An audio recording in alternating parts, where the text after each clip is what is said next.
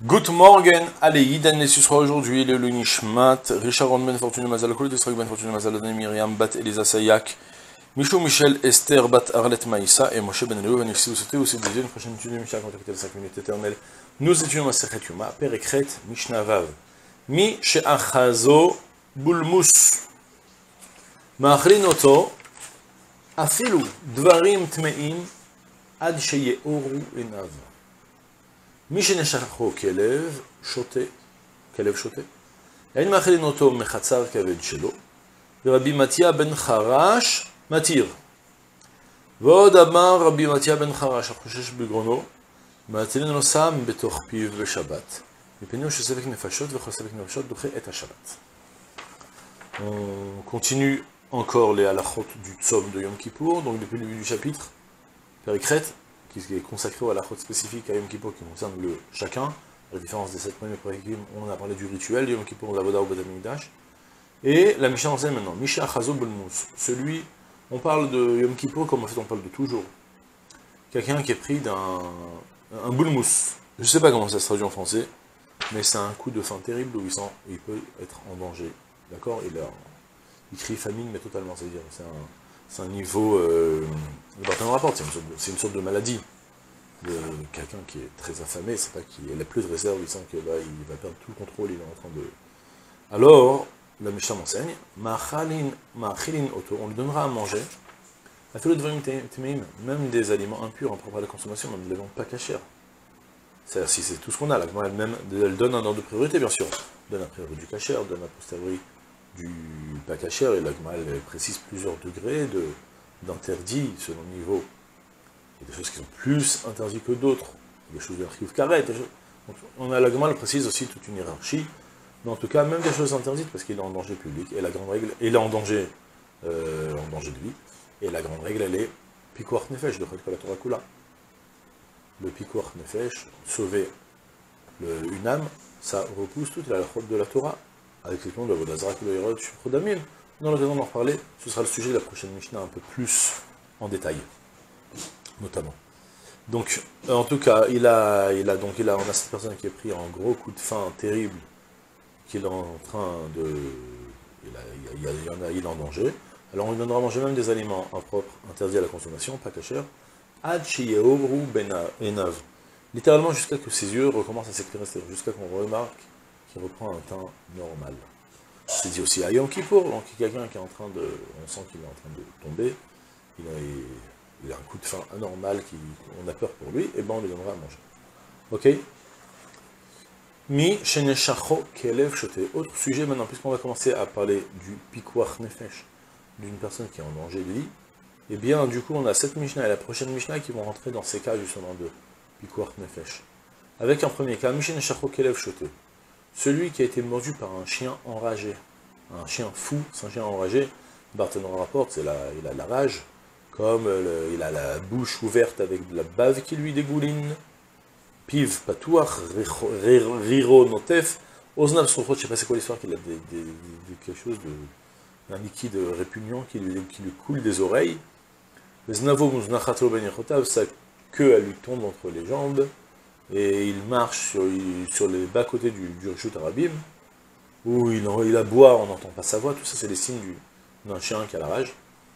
Donc, il y avait une vieille légende à l'époque, que si un chien enragé qui va mordre un homme, son moyen de se guérir, c'est de tuer le chien, de lui sortir une certaine partie du foie, et de manger ce foie. Et bien la Mishnah nous dit, c'est des bêtises. On ne lui donnera pas à manger du chatzar kaved. De ce Khatsar Kaved, c'est la partie qui est à l'intérieur du foie, qui s'appelle le Khatsar Kaved, je ne sais pas pourquoi Khatsar, la cour du Kaved, je ne sais pas ce que c'est exactement. Mais en tout cas, on ne donne pas à manger de cette partie-là de son corps. Pourquoi? Parce que c'est qu'une légende, ça n'a pas été prouvé que ça guérit. Ok?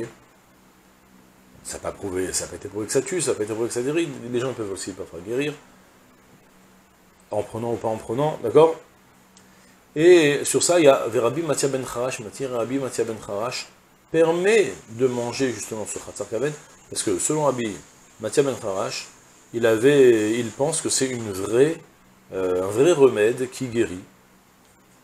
Et là, la halakha n'est pas établie comme Rabbi Matya ben Kharash sur ce détail. Par contre, sur la suite de Rabbi Matya ben Kharash, la Gemara précise qu'on retient un halakha comme lui qui nous enseigne que Vadamar Rabbi Matia ben Charash. Encore une autre halakha, il enseigne Rabbi Matia ben Charash en rapport avec les remèdes, les guérisons, les Achoshesh Bigrono. Celui, alors là c'est délicat, ce qu'il faut dire Bigrono plutôt Shinav. Comme ça il rapporte le Barthénora. Celui qui a très mal aux dents, c'est une rage de dents, mais c'est plus profond. Je ne sais pas exactement ce que c'est en fait. C'est qu'on parle que il a les gencives qui commencent à, je sais pas, c'est mitachel, je sais pas ce que ça veut dire. Elles commencent à se réduire ou grossir, ou je ne sais pas ce que c'est exactement comme maladie. Il y avait le Tiferet Israël, il rapporte encore, et en yiddish ça dit du charbak, il rapporte que là, il a un ricavone, comment dire, peut-être que c'est un cumul de pus, j'imagine, peut-être, je sais pas. Un ricavone, ça commence à pourrir dans sa peau des gencives. Peut-être que c'est ça justement que ça se remplit de pus, alors on est en train de. Je sais qu'il va peut-être avoir une rage dedans, j'imagine. Ça se gonfle et il nous enseigne qu'il va dire Rabbi Rach, sache que cette personne-là, il est en réel danger. Il a une inflammation anormale dans le corps, et de ce fait, Matilin lo sam betorpiv beshabbat. On pourra lui mettre du sam. Sam, c'est un remède. C'était une herbe amère, je ne sais pas exactement comment on l'obtenait, mais il y avait un interdit de le fabriquer pendant Shabbat. Et la Mishnah me dit, tu pourras le fabriquer, le faire et le lui mettre pendant Shabbat, même si Shabbat on a le droit de se guérir en général, et à plus forte raison de fabriquer un médicament, si toutefois il peut y avoir des interdits, là tu le fais parce que le pnei ça fait nefashot, parce qu'il est en doute de vie, non, danger de vie. Et de ce fait, le chol ça fait nefashot, doché et Shabbat. Et tout danger de vie repousse le Shabbat et repousse de nouveau tous les interdits de la Torah si nécessaire pour sauver une vie, si ce n'est Avodazara, Gilo Yarayot et Shfichut Damim, les trois interdits que l'on ne repousse pas à la Torah qui sont Avodazara, transgresser l'Avodazara, ouais, Gilo Yarayot, l'inceste, si son seul moyen de se guérir c'est de. On lui dit, soit tu vas avec cette femme interdite, soit on te tue, il faut se laisser tuer.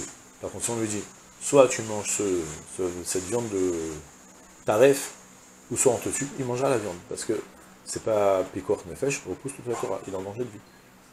Mais pour les trois avérotes, donc Avodazara, Gilo Yarayot, et Shfichut Damim aussi, tuer quelqu'un d'autre. Tue lui, sinon on te tue à toi. Même tue une seule personne, sinon on te tue à toi et toute ta famille, il se laisse tuer, il reste passif, mais il n'a pas le droit de tuer une autre personne pour pouvoir être sauvé. C'est les trois avérotes qui ne repoussent pas toute la Torah. Mais sinon toutes les autres avérotes repoussent toute la Torah, avec Kol Safek Nefashot, Doché et Shabbat, et aussi toute la Torah. Et c'est tout pour aujourd'hui. Je vous souhaite une journée pleine de Hatzlacha Kol Tuv Sela.